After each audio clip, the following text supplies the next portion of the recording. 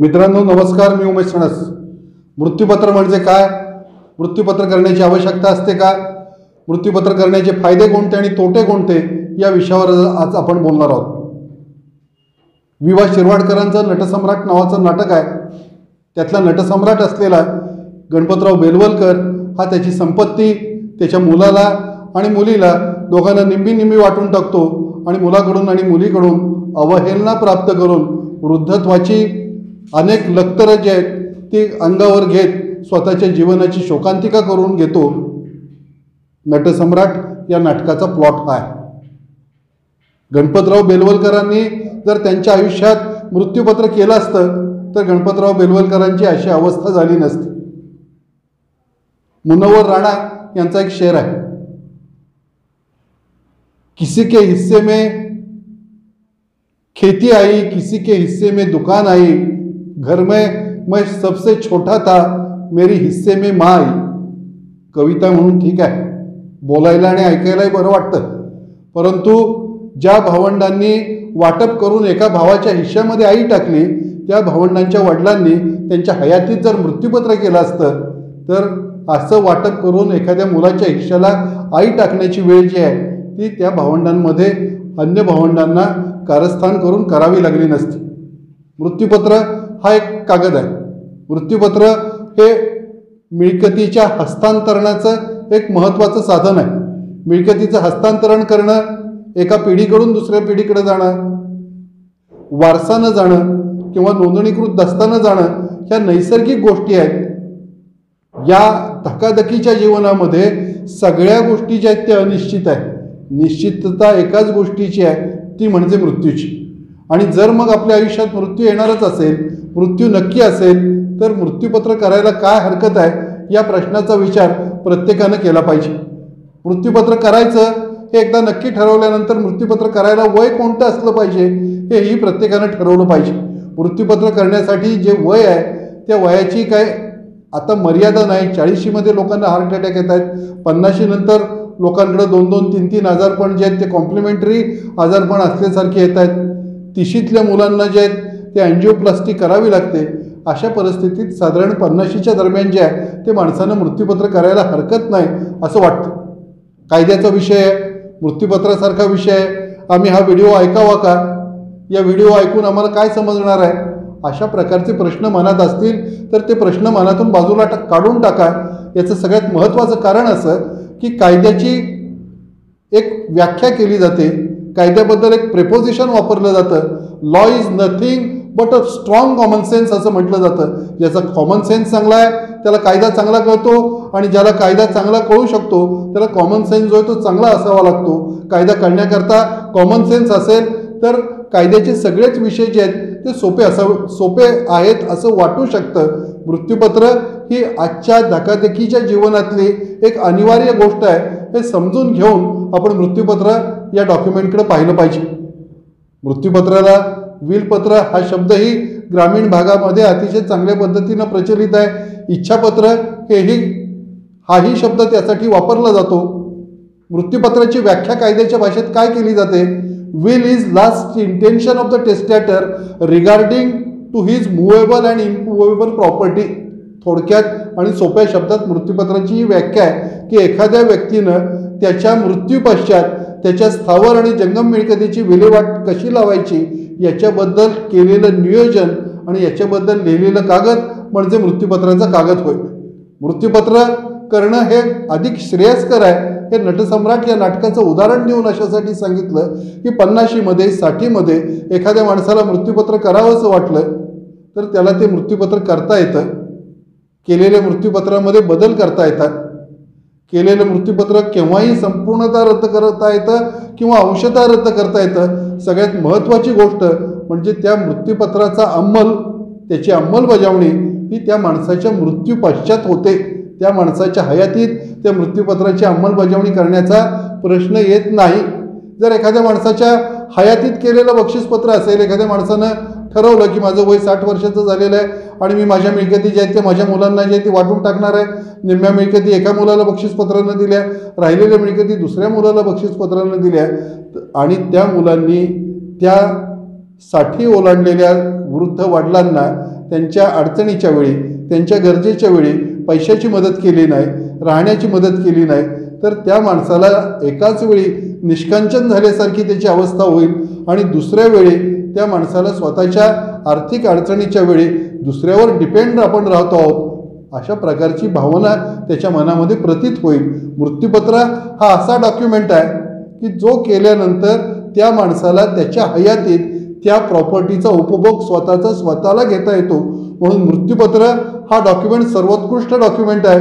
बक्षीसपत्र करण्यापेक्षा, खरेदीपत्र करून मिळकती मुलांच्या नावावर ट्रान्सफर करण्यापेक्षा किंवा एखाद्या बेनिफिशियरीला गिफ्ट डीड करण्यापेक्षा, आपल्या जवळच्या नातेवाईकांच्या नावावर हक्कसोड पत्र करण्यापेक्षा मृत्यूपत्र करून ठेवणं हा सगळ्यात चांगला पर्याय आहे. मृत्यूपत्र करायचं असेल तर आणखी एक गोष्ट महत्त्वाची आहे की मृत्यूपत्र तुम्हाला जे करता येतं ते तुमच्या स्वतःच्या प्रॉपर्टीच्या बाबतीत करता येतं. म्हणजे थोडक्यात स्वकष्टार्जित मिळकतीच्या बाबतीत मृत्यूपत्र करता येतं. एखाद्या व्यक्तीला 10 एकर वडिलार्जित शेती आहे तर त्याला त्या 10 एकर वडिलार्जित शेतीचं मृत्यूपत्र करता येत नाही. हिंदू वारस कायद्यातल्या तरतुदीप्रमाणे त्या व्यक्तीच्या 3 मुलांचा जन्म झाला तर त्या व्यक्तीच्या 3ही मुलांचा वडिलार्जित मिळकतीत बाय बर्थ हक्क सुरू होतो. त्या 3 मुलांना त्यांची आई हयात असेल तर वडिलांमध्ये आणि 3 मुलांचं आणि आईचं वाटप करावं लागतं. म्हणजे प्रत्येकाला वाटपात प्रत्येकी 2 एकर जमीन येऊ शकते. अशा वेळी ज्या व्यक्तीच्या नावावर 10 एकर वडिलार्जित जमीन आहे त्या व्यक्तीला त्यातल्या फक्त 2 एकर जमिनीचं मृत्यूपत्र जे आहे ते करता येतं. वडिलार्जित मिळकतीचं मृत्यूपत्र करता येत नाही जर मुलं हयात असतील, अन्य वारस असतील. तर स्वकष्टार्जित मिळकतीचं मृत्यूपत्र त्या व्यक्तीला करता येतं आणि त्या मृत्यूपत्रामध्ये त्या मिळकतीची विल्हेवाट स्वतःच्या पश्चात कशी लावायची हे ठरवता येतं. बऱ्याचदा एखाद्या व्यक्तीला जे आहेत ती 2 मुलं असतात. एक मुलगा गावाकडे त्या म्हातारीबरोबर राहत असतो, दुसरा मुलगा जो आहे तो शहरामध्ये राहत असतो. गावाकडे राहणारा मुलगा जो आहे तो आपल्या आई वडिलांसाठी कष्टा खातो, त्यांचं आजारपण बघतो, त्यांना वेळेला हवं नको ते बघतो आणि आई वडिलांनाही वाटतं की शहराकडे राहणारा मुलगा आपल्याकडे फारसा आला नाही, त्यानं पुरेसा वेळ दिलेला नाही. गावाकडे राहणारा मुलगा आहे त्यानं जास्त वेळ दिलेला आहे, त्यानं आपल्याला वेळेला मदत केलेली आहे, याला काहीतरी जास्त दिलं पाहिजे.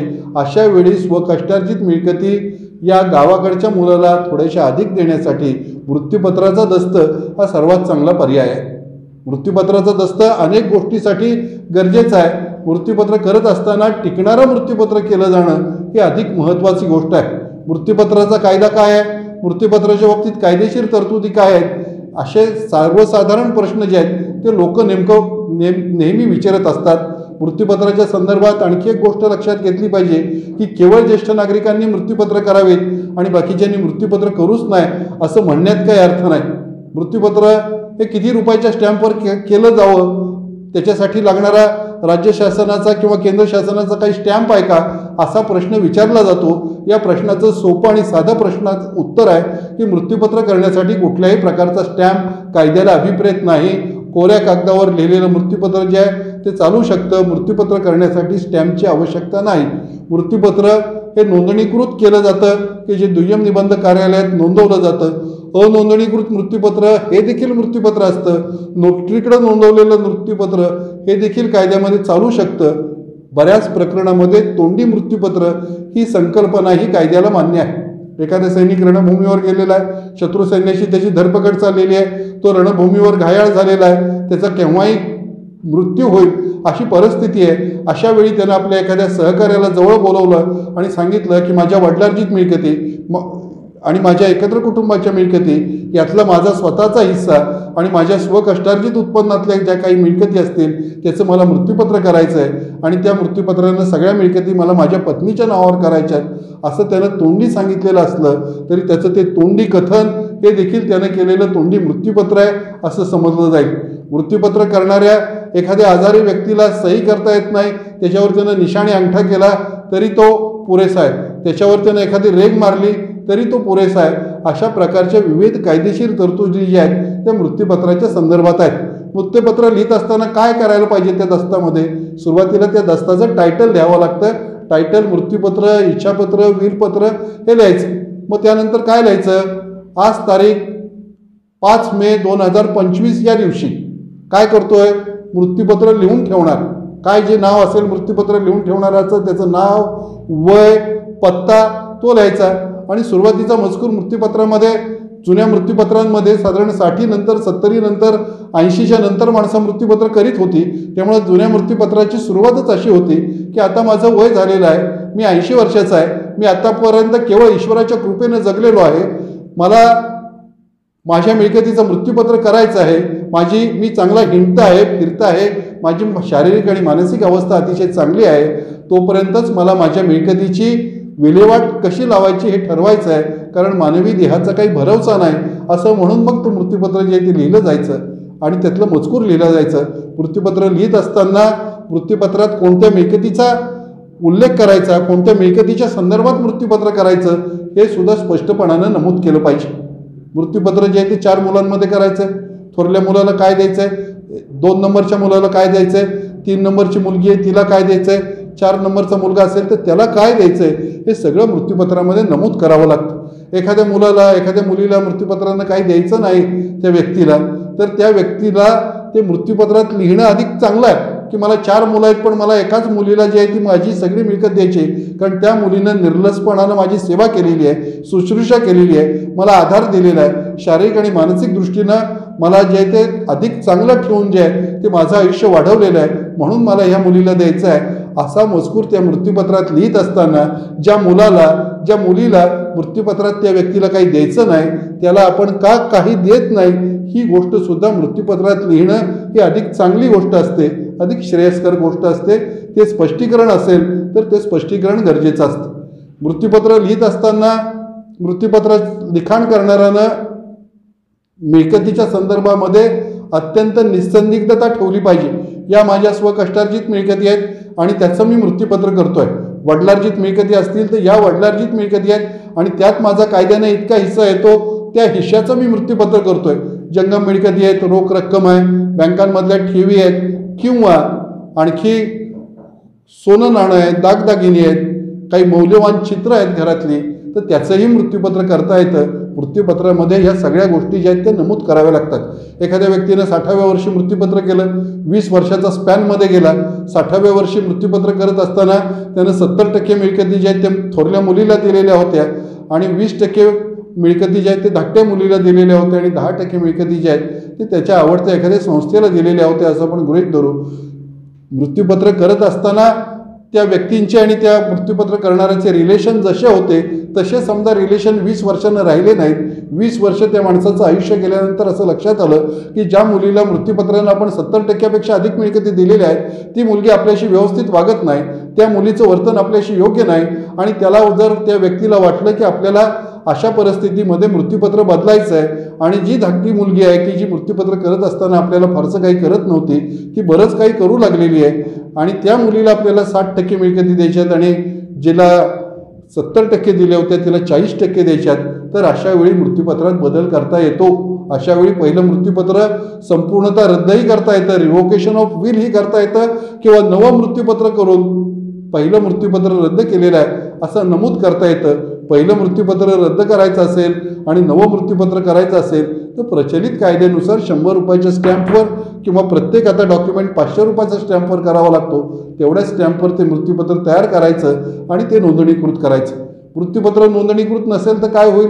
मृत्यूपत्र नोंदणीकृत नसेल तरी कोणतीही आणि कसलीही अडचण येत नाही. मुंबई, दिल्ली, मद्रास आणि कलकत्ता या 4 मेट्रोपॉलिटन सिटीमध्ये जर मृत्यूपत्र केलं असेल, त्या मेट्रोपॉलिटन सिटीमध्ये विशेषतः मिळकती असतील मृत्यूपत्र करणाऱ्याच्या, तो प्रोबेटची आवश्यकता आहे. प्रोबेट म्हणजे काय? प्रोबेट हा काय शब्द आहे? तो प्रोबेट याचा अर्थ एक प्रमाणपत्र आहे की जे कोर्टाकडून मिळते. मृत्यूपत्रानं या मिळकतीचा हा व्यक्ती मालक झालेला आहे अशा प्रकारची मागणी कोर्टाकडे करावी लागते आणि अशा स्वरूपाची मागणी कोर्टाकडे केल्यानंतर कोर्ट जे आहे ते प्रोबेट प्रमाणपत्र देतं. हे प्रोबेट प्रमाणपत्र त्या व्यक्तीनं मागणी केल्यानंतर केलं जातं. प्रोबेटची मागणी करणारा अर्ज कोर्टात दाखल झाला तर वृत्तपत्रामध्ये स्थानिक जाहीर नोटीस निघते. ती जाहीर नोटीस प्रसिद्ध झाल्यानंतर मृत्यूपत्र ज्यानं जो बेनिफिशियरी आहे त्या बेनिफिशियरीच्या व्यतिरिक्त हरकती मागवल्या जातात की असं असं या व्यक्तीनं मृत्यूपत्र केलेलं आहे, ते मृत्यूपत्राच्या प्रमाणे प्रोबेट मागण्यासाठी कोर्टात अर्ज दाखल केलेला आहे. ज्यांना याच्याबद्दल हरकत आहे त्यांनी या स्थानिक वृत्तपत्रामध्ये जाहीर नोटीस प्रसिद्ध झाल्यापासून 15 दिवसात या कोर्टात आपल्या हरकती नोंदवा आणि तुमच्या हरकतीचा विचार केला जाईल अशा हरकती येतात, ते मृत्यूपत्र कोर्टात शाबित करावं लागतं, सिद्ध करावं लागतं आणि मग अशा प्रकारचं जर मृत्यूपत्र शाबित झालं तर त्याला प्रोबेट प्रमाणपत्र दिलं जातं. जर अनोंदणीकृत मृत्यूपत्र असेल, बऱ्याचदा नोटरीकडे नोंदवलेलं मृत्यूपत्र असेल, तरी अशा मृत्यूपत्रासाठी प्रोबेट अर्जाची मागणी, प्रोबेटची मागणी जी आहे ती तुम्ही कोर्टाकडून प्रोबेट आणा अशी मागणी नोंद करणारा नोंदणी अधिकारी, मग तो ग्रामसेवक असेल, गावकार तलाठी असेल, सिटी सर्वे ऑफिसर असेल, तो अशा प्रकारची मागणी करीत असतो. अशा स्वरूपाची मागणी केल्यानंतर प्रोबेट मागणं ही एक नॉर्मल गोष्ट आहे आणि प्रोबेटसाठी अर्ज करून प्रोबेट मिळवणं ही देखील नॉर्मल गोष्ट आहे. अशा प्रोबेटसाठी अर्ज तयार केला गेला आणि तो कोर्टात दाखल केला गेला तर ते मृत्यूपत्र सिद्ध करावं लागतं. त्यातली सत्यता जी आहे ती पडताळणी त्याची केली जाते आणि मगच प्रोबेट दिलं जातं. एखादं खरेदीपत्र कोणी केलेलं आहे, एखादं बक्षीसपत्र कोणी केलेलं आहे, एखादा गहाण खात्याचा दस्त कोणी केलेला आहे, एखाद्या नजर गहाण खात्याचा दस्त कोणी केलेला आहे आणि तो दस्त कोणी आव्हानित केला गेला तर त्या दस्ताचा निर्माण करणारा, लिहिणारा, खरेदीपत्र लिहून देणार ही व्यक्ती जर अस्तित्वात असेल तर खरेदीपत्र लिहून देणार व्यक्ती जी आहे ती स्वतः कोर्टात येते आणि हे खरेदीपत्र मी लिहून दिलेलं आहे असं सांगते. बक्षीसपत्राचा दस्त आव्हानित केला गेला त्या व्यक्तीच्या लाईफ टाईममध्ये तर बक्षीसपत्र लिहिणारी व्यक्ती जी आहे ती कोर्टात येऊ शकते, स्वतःचं म्हणणं देऊ शकते, साक्षीदाराच्या पिंजऱ्यात येऊ शकते, विटनेस बॉक्समध्ये उभं राहून हे बक्षीसपत्र मी कशा परिस्थितीत केलेलं आहे हे सांगू शकते आणि ते बक्षीसपत्र आणि त्यातल्या कंटेंट्स, त्यातला मजकूर जो आहे तो खरा आणि बरोबर आहे हे सांगण्याकरता मदत करू शकते. जगातला एकमेव डॉक्युमेंट मृत्यूपत्राचा असा आहे, एकमेव दस्त मृत्यूपत्र हा असा आहे की जो कोर्टामध्ये आव्हानित झाल्यानंतर, ज्याच्या बाबतीत प्रोबेट मागायला एखादी व्यक्ती कोर्टामध्ये गेल्यानंतर तो मृत्यूपत्र तयार करणारा जो व्यक्ती आहे, मृत्यूपत्राचा जो मेकर आहे, तो मेकर कोर्टामध्ये साक्षीदाराच्या पिंजऱ्यात येऊन कधीही साक्षीदार म्हणून जबाब देत नाही, त्याला कोर्टामध्ये येता येत नाही. याचं सगळ्यात महत्त्वाचं कारण असं की मृत्यूपत्राचा अंमल जो आहे तो त्या व्यक्तीच्या मृत्यूनंतर होत असतो. त्यामुळे मृत्यूपत्राचा दस्त कोर्टात शाबित करणं किंवा नाशाबित करणं ही अत्यंत अवघड गोष्ट असते. मृत्यूपत्राचा दस्त जो आहे तो लिहून पूर्ण झाल्यावर त्याच्यावर 2 साक्षीदारांच्या किमान सह्या घेणं जे आहे ते गरजेचं आहे. साक्षीदारांच्या सह्या आवश्यक आहेत. साक्षीदारांनी आमच्या समोर हे मृत्यूपत्र केलेलं आहे हे त्यांच्या साक्षीत सांगणं जेव्हा मृत्यूपत्राचा दस्त आव्हानित होईल तेव्हाही गरजेचं आहे.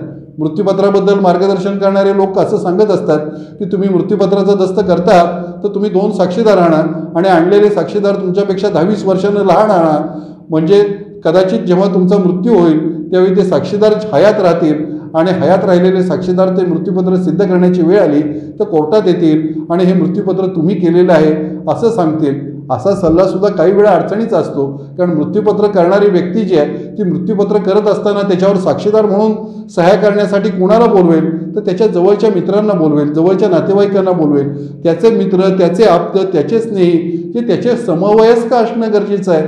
त्यामुळं अशा प्रकारचे विचित्र दिले गेलेले सल्ले हे देखील काही वेळा अडचणीत आणू शकतात. मृत्यूपत्रावर 2 पेक्षा अधिक साक्षीदारांच्या सह्या घेऊन ठेवाव्यात. मृत्यूपत्र हे साक्षीदारांसमोर लिहिलं गेलं जावं. मृत्यूपत्रावर मृत्यूपत्र करणाऱ्याचा निशाणी अंगठाही असावा आणि सगळ्यात महत्त्वाची गोष्ट, मृत्यूपत्र कोण करू शकतं?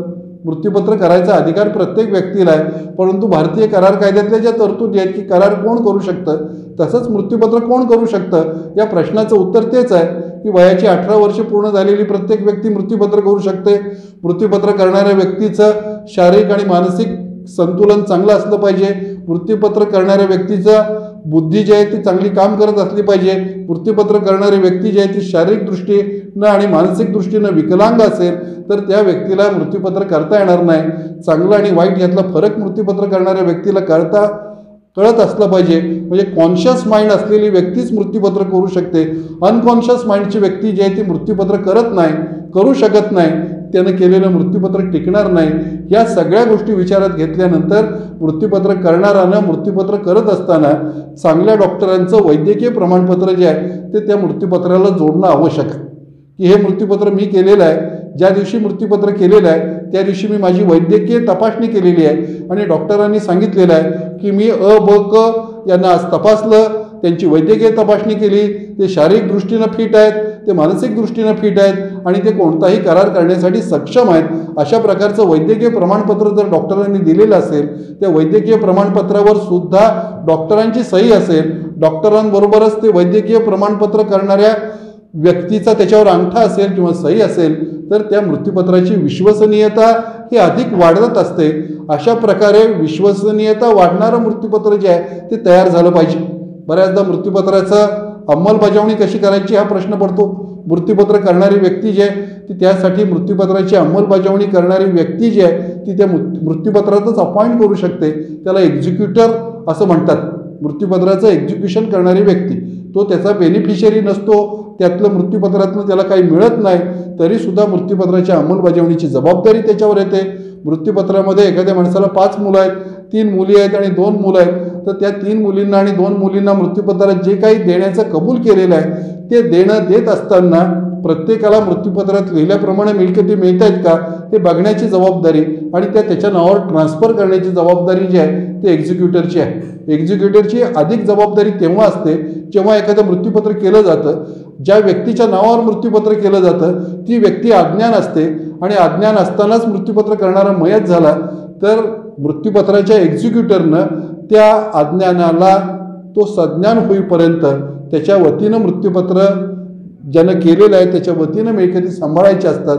त्याच्यासाठीचा लागणारा खर्च त्या मिळकतीतनंच घ्यायचा असतो आणि ती व्यक्ती सज्ञान झाल्यानंतर त्या मिळकती ज्या आहेत ती मृत्यूपत्राने ज्याला दिलेल्या आहेत त्याला सुपूर्द केल्या जातात. आपल्याकडं भारतामध्ये जनरल प्रॅक्टिसप्रमाणे जनरली आपल्याकडं मृत्यूपत्राच्या अंमलबजावणीसाठी वेगळे एक्झिक्युटर नेमण्याची पद्धत नाही आहे, परंतु वेगळा एक्झिक्युटर नेमला तरी चालू शकतो. तो एक्झिक्युटर प्रामाणिक असला पाहिजे.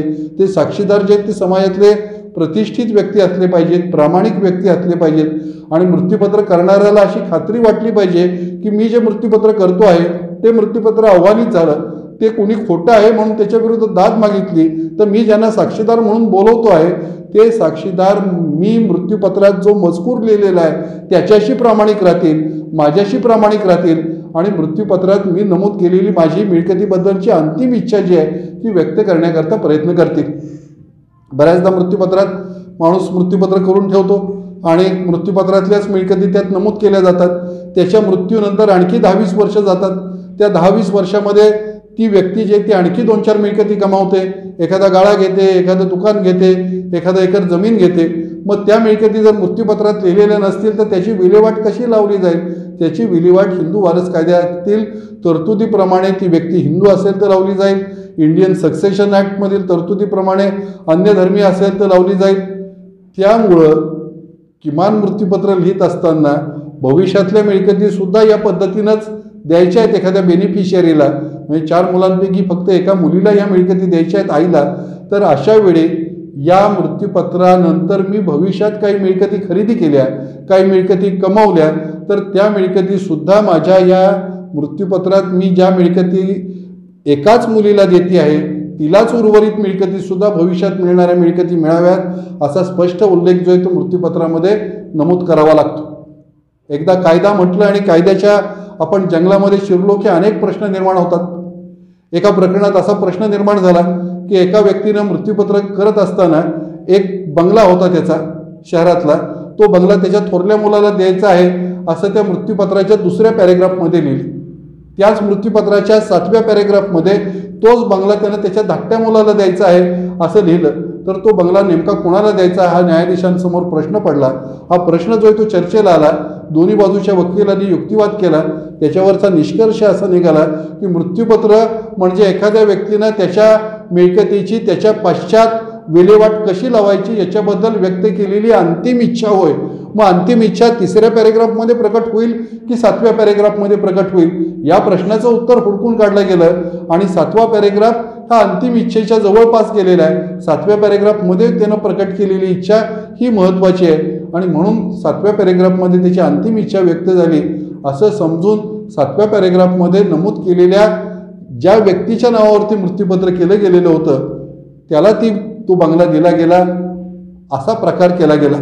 मृत्यूपत्र करत असताना ज्याच्या नावावर मृत्यूपत्र केलेलं आहे तो शक्यतो तिथं मृत्यूपत्र करत असताना हजर नसावा असं कायद्याला अभिप्रेत आहे की मला मृत्यूपत्र करायचं आहे, माझ्या वडिलांचं मृत्यूपत्र करायचं आहे, माझ्या वडिलांना माझं मृत्यूपत्र करून घ्यायचं आहे आणि माझ्या वडिलांना माझं मृत्यूपत्र करून घेत असताना मीच गेलो आहे मृत्यूपत्र करायला, मीच मेडिकल सर्टिफिकेट आणलं आहे, मीच साक्षीदार म्हणून सही केली, मीच त्याच्यावर जे ती ओळख घातली असले प्रकार केले गेले तर तो बेनिफिशियरी जो आहे तो इंटरेस्टेड पार्टी आहे असं धरलं जाईल. आणि बेनिफिशियरी हा जर इंटरेस्टेड पार्टी असेल तर त्या मृत्यूपत्राची विश्वसनीयता कमी होईल.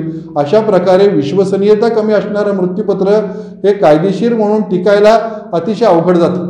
मृत्यूपत्राचा कायदा म्हणून असा एखादा स्वतंत्र कायदा नाही. मृत्यूपत्र करणं हे गरजेचं आहे. भारतामध्ये जर 150 कोटीपेक्षा अधिक लोकांची असेल तर तेवढी मृत्यूपत्र जी आहेत ती झाली पाहिजेत. प्रत्येक व्यक्तीनं आपल्या इच्छा मनीषा मनातल्या गोष्टी व्यक्त करण्याकरता मृत्यूपत्र केलं पाहिजे. बऱ्याचदा माणसाच्या मृत्यूनंतर त्याच्या स्वकष्टार्जित मिळकतीच्या बाबतीत वारसांमध्ये वाद निर्माण होतात.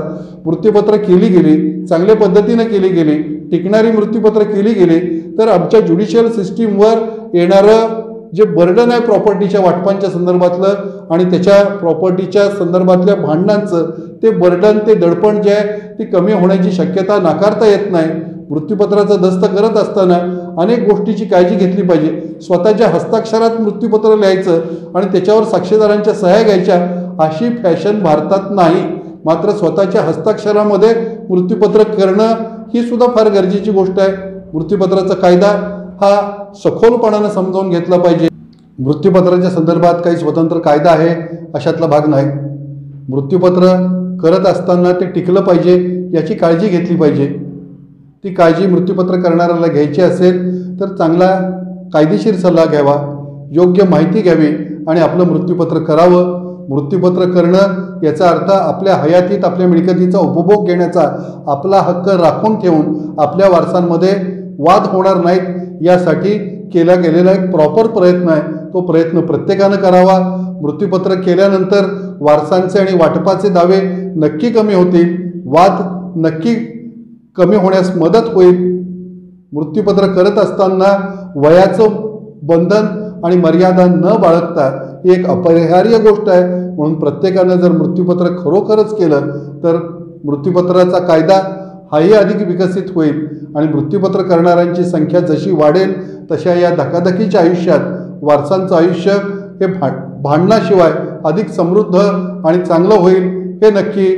मृत्यूपत्र करत असताना या व्हिडिओत सांगितलेल्या अनेक गोष्टी आणि सूचना यांचा आधार घेतलात तर अधिक चांगलं आणि निर्दोष मृत्यूपत्र होऊ शकेल असा विश्वास व्यक्त करतो. प्रत्येकानं मृत्यूपत्र करा, योग्य वेळी करा, योग्य वयात करा. मृत्यूपत्र करत असताना काळजी घ्या म्हणजे आपले वारस हे अधिक संघर्षरहित आयुष्य जगू शकतील. एवढं सांगतो आणि इथं थांबतो. जय भवानी, जय शिवाजी.